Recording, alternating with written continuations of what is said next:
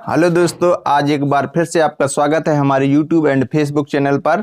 हम आज आपके लिए लेकर आए हैं हिंदी व्याकरण में अव्यय के भेद। हमने पिछले वीडियो में आपको बताया था कि अव्यय क्या होता है, उसके कितने भेद होते हैं, उसको याद करने की ट्रिक क्या होती है, तो वो हमने आपको सब बता दिए थे। तो आज हम अव्यय का पहला भेद लेके आए हैं। वो पहला भेद क्या था? क्रिया विशेषण अव्यय। क्या था? क्रिया विशेषण अव्यय। तो इसके बारे में हम जानेंगे। वे अव्यय जो क्रिया की विशेषता बताते हैं, वे अव्यय जो क्रिया की विशेषता बताते हैं वो क्या कहलाते हैं? क्रिया विशेषण अव्यय कहलाते हैं। क्रिया विशेषण अव्यय कितने प्रकार के होते हैं? 4 प्रकार के होते हैं। ये अव्यय भी कितने प्रकार के होते हैं? 4 प्रकार के होते हैं।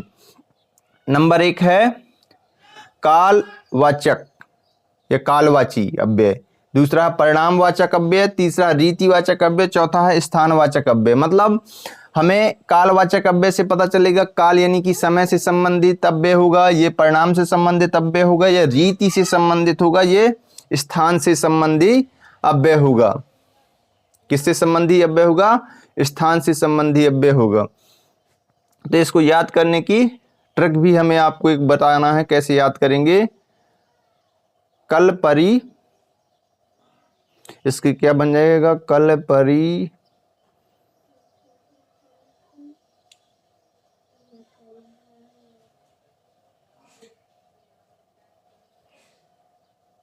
हाँ, इसकी अब ट्रिक बनेगी।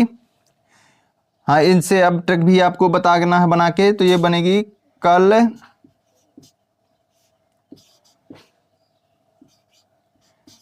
परी से मिलना। ये क्या आपने बता दिया कि कल परी से मिलना? अरे वो लड़की वड़की वाली बात नहीं है, ये केवल आपको बता रहे हैं। यानी कि कल से कालवाचक अव्यय, पर से परिणामवाचक अव्यय, री से रीतिवाचक अव्यय, से स्थानवाचक अव्यय। इस प्रकार से हम क्रिया विशेषण अव्यय के जो 4 भेद हैं उनके बारे में सीखेंगे। कालवाचक अव्यय, परिणामवाचक अव्यय, रीतिवाचक अव्यय और स्थानवाचक अव्यय। तो अब हम देखेंगे, ये तो याद हो करने की ट्रिक हो गई हमारी, इस ट्रिक को याद रखना है आपको। तो अब हमारा पहला है स्थानवाचक अव्यय। क्या? स्थानवाचक अव्यय, या फिर कालवाचक कोई भी ले लेंगे, हमने यहाँ स्थान का ले लिए। तो स्थानवाचक अव्यय के उसके प्रकार वो जानेंगे कि उदाहरण कैसे, किससे, किन कारणों से हम समझ पाएंगे कि ये स्थानवाचक अव्यय है। जैसे भीतर, भीतर शब्द क्या होता है? किसी न किसी जगह को, स्थान को इंगित करता है। भीतर, बाहर, ऊपर, नीचे, यहाँ, वहाँ, दाएं, दाएं बाएं, इधर उधर आदि ये शब्द जो होते हैं इनसे क्या बोध होता है? स्थान का बोध होता है। ऐसे शब्द जिनसे स्थान का बोध हो वो स्थानवाचक अव्यय कहलाते हैं। अव्यय शब्द के बारे में आपको बताया था, वे अव्ययकारी शब्द होते हैं जिनमें किसी काल, समय, लिंग भेद, पुरुष, किसी भी प्रकार का उसमें प्रभाव नहीं पड़ता, वो स्थानवाची अव्यय कहलाते हैं। तो ये स्थानवाचक अव्यय हो गया। ये कालवाचक अव्यय समझ लेते हैं। कालवाचक का मतलब समय से संबंधित होगा। अभी, अभी शब्द बोल देते हैं, इसका मतलब ये समय से संबंधित है। अभी, तभी, तुरंत, आज, कल, जब, तब, रात भर, दिन भर, पल भर, जितने भी इस प्रकार के शब्द आए कि जिनसे आपको किस प्रकार का बोध हो, स्थान का बोध हो, और वो कैसे शब्द हो? अव्यय हो। अव्यय मतलब अभी में किसी प्रकार का परिवर्तन नहीं किया जा सकता, अभी को अभी ही बोला जाएगा, तो वो कालवाचक अव्यय कहलाएगा। अगला है परिणामवाचक अव्यय। परिणाम का मतलब होता है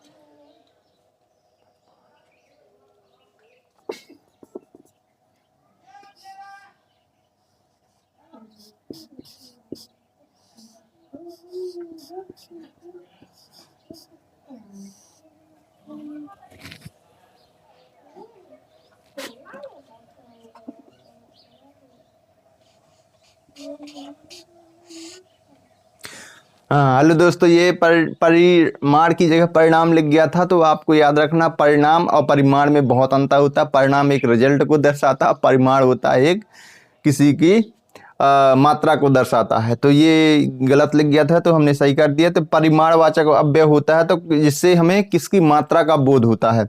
तो खूब, जैसे कह देते हैं हमें खूब खाना है, बहुत बहुत खाना खा लिया, आज हमारे बस की बात नहीं है, हम कुछ नहीं करेंगे। अत्यधिक, अधिक, तमाम तमाम हमने तमाम प्रकार के खेल खेले हैं, हमें मत सिखाओ तुम। बिलात, बिलात शब्द होता है, इसका भी मतलब होता है परिमाण से होता है थोड़ा, कम, ज़्यादा, ठीक, काफ़ी आदि। ये सब क्या होते हैं? परिमाणवाचक अव्यय के अंतर्गत आते हैं। और चौथा है इसका रीतिवाचक अव्यय, जिसमें हमने लिखा है यथासंभव, अवश्य, जरूर, सचमुच, यथार्थ, सटीक, जी हाँ, शायद, मत आदि। मतलब रीति मतलब जो एक निश्चित है, यथासंभव मतलब जो जितनी हमारी सामर्थ्य है हम उतना ही कार्य कर पाएंगे। जैसे हम कोई कहता है कि आप करवा सकते हो तो अवश्य करवा सकते हैं, जितना हम कर पाएंगे, नहीं कर पाएंगे तो कोई इसमें बात नहीं है। तो इस प्रकार से हमारा क्या हुआ, अव्यय का पहला भेद हमने आपको समझाया है। अव्यय का पहला भेद क्या था? क्रिया विशेषण अव्यय। वे अव्यय जो क्रिया की विशेषता बतलाते हैं क्रिया विशेषण अव्यय होते हैं। ये 4 प्रकार के होते हैं क्रिया विशेषण अव्यय। कितने प्रकार के? 4 प्रकार के। कालवाचक अव्यय, परिमाणवाचक अव्यय, रीतिवाचक अव्यय और स्थानवाचक अव्यय। इसको याद करने की हमने आपको ट्रिक बताई है कि कल परी से मिलना, और इसके क्या बता दिए? उदाहरण। इस प्रकार से हमारा खत्म होता है आपका अव्यय का पहला भेद। ठीक है, हम अगले वीडियो में आपको लेकर आएंगे अव्यय का दूसरा भेद। तब तक हमारे वीडियो को देखिए। आप यदि फेसबुक पर हैं तो फॉलो करना मत भी भूलिए, और यूट्यूब पर हैं तो लाइक शेयर सब्सक्राइब करना तो बनता ही है। आपको हम मिलते हैं नेक्स्ट वीडियो में। जब तक के लिए जय हिंद, जय भारत।